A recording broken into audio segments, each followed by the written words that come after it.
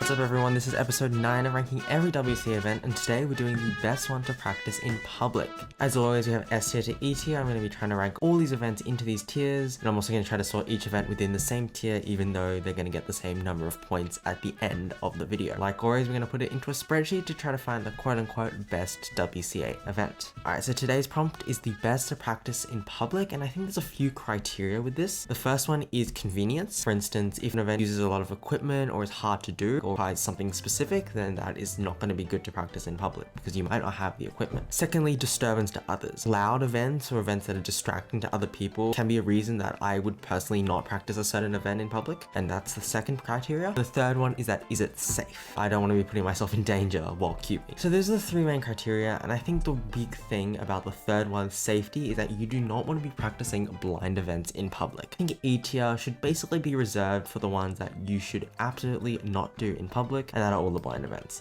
3x3 blindfold, 4x4 blindfold, 5x5 blindfold, and multi-blind. The chance that you get equipment stolen, especially the cubes, are so expensive. The risk is too much, and you can also get attacked at the same time. And I definitely think the worst event is multi-blind. Not only you have a bunch of cubes in front of you that are quite valuable, but you're also blindfolded for the longest period of time. That is why I think multi-blind is the worst. And then I think you should just go descending order in time, with 3x3 blindfold being the safest, but also basically equally as dangerous. The next event I'm gonna do is clock. And that is because clock pins are really loud. I've cubed on planes and had people complain about how loud the pins are, especially the updated Chi clock that has some extra pin magnets. Those are quite loud, and as I said, disturbance to others. You do not want to be doing clock in a public space. In that reason, I'm going to put it in D tier. Another reason for clock is that when I practice, I really like practicing timer etiquette, putting your hands on the timer, picking the clock up, dropping it. That is harder to do in public, especially if you don't have like a table or something. So 2 reasons why clock should be in D tier. Another event that's similar to clock where a table is useful is one hand. Now, not all people abuse the table during one hand, but I'm definitely a solver that uses that, and I know like a lot of people heavily rely on the table and basically cannot solve without it. In public, you may not always have a table, and also that banging a cube on the table can create a lot of noise. So I'm going to put it in D tier. I think I'm going to put it above clock. You can still do it in public without being disturbing, you just don't have a table, but clock, you're basically disturbing no matter what. Okay, I want to acknowledge the side events now, starting with Pyraminx. Pyraminx is a sprint event where solves are really fast. You basically need to be really concentrated for a short period of time while using a timer, and I think the key of that sentence is using a timer. Timing sprint events without proper equipment are really awkward. Even if you have a table, using a phone to start and stop a timer is just not as realistic. Speed of sprint events make it so that doing it at your desk at home is much more pleasant than doing it in public. Just having a proper desk, mat, and timer I think is really important for sprint events. That's why I'm going to put Pyraminx in C tier, and the same thing with Skewb in C tier. You can do these events without timers, and in public it's just really not as practical. On the other hand, Megaminx is a much longer event than Pyraminx and Skewb. Because solves are longer, the timer starts and stops are less important. I'm going to put it in S tier. Long events don't just have the fact that timer stops are less important, but also the fact that I would rather do one long big solve in public than doing a bunch of shorter ones. I don't know why. I'd rather just start the timer, do an entire solve. My brain is focused on this one solve. At home, I don't know, maybe I have more flexibility because I'm at a desk, so sprint events are easier to do with like data entry. I don't really know why I like doing longer events in public. Square one is long, but not as long as Megaminx. The whole argument about the sprint events being bad, that sprint events are hard to do without proper equipment, and I'm pretty sure everyone can agree that square one is not a sprint event. It's long enough that phone timer starts and stops are less impactful, and I really think it's fine to practice. So I'm gonna put it in A. It's not like super long, and I personally think that the S tier should be reserved for those long events, but it's long enough to be an A. Alright, FMC. I'm pretty sure you can guess it's gonna be pretty low, and specifically for convenience. Not only do you need 3 cubes, you need a table, you need paper, you need pen, and you need space, and you need a timer that times from 1 hour to 0. All this stuff you need for FMC, but the fact is it's also a really long event. It's 1 hour. You need to have the space reserved for an entire hour, and it has to be big enough to be able to spread out your papers, do your working, have a scramble, and all that stuff. It's just way too much logistics in my head. There is an argument of E tier just because of how long it is, kind of like multi-blind, but I really think that the blind events are so bad to practice in public because of safety reasons that there's no way that FMC can be equally as bad. So I'm gonna put FMC at the bottom of D tier and reserve E tier for the ones that you should definitely never do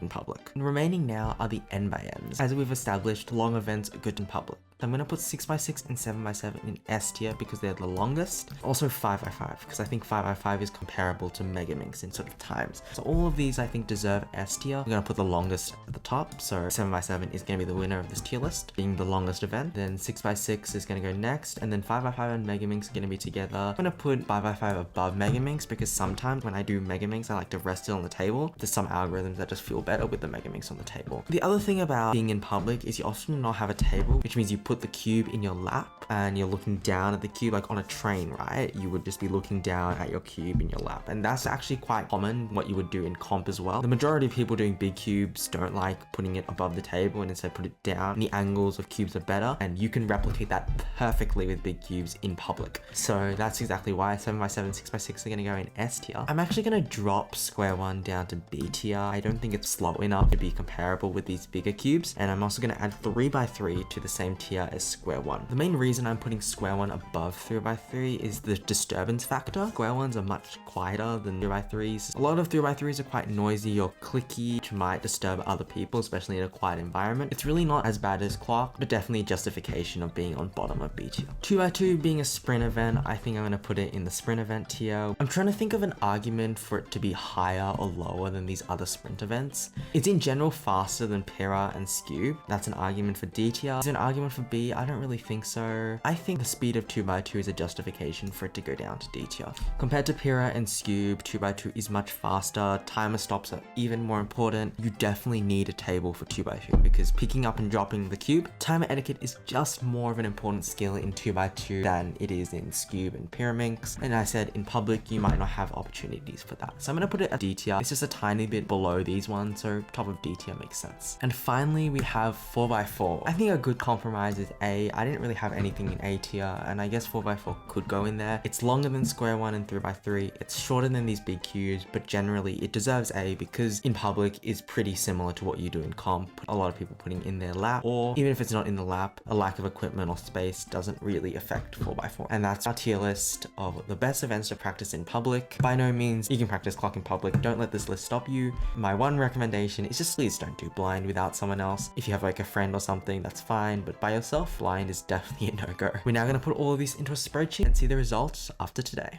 Alright, the spreadsheet is updated, and as you can see over here, we have episode 9, best to practice in public. We have all the points that the events got, and as a reminder, the number of points an event gets is equal to the number of events in a lower tier. Over here are the final rankings with multi-blind in first with 80 points. Even though we got 0 points in this episode, it's still in first place. But catching up behind is Megaminx and 3x3 with 78 points each, only 2 behind. So we'll see which events will be leading in the future. That's really it for this video. Hope you guys enjoyed, and if you did, please consider subscribing. See ya.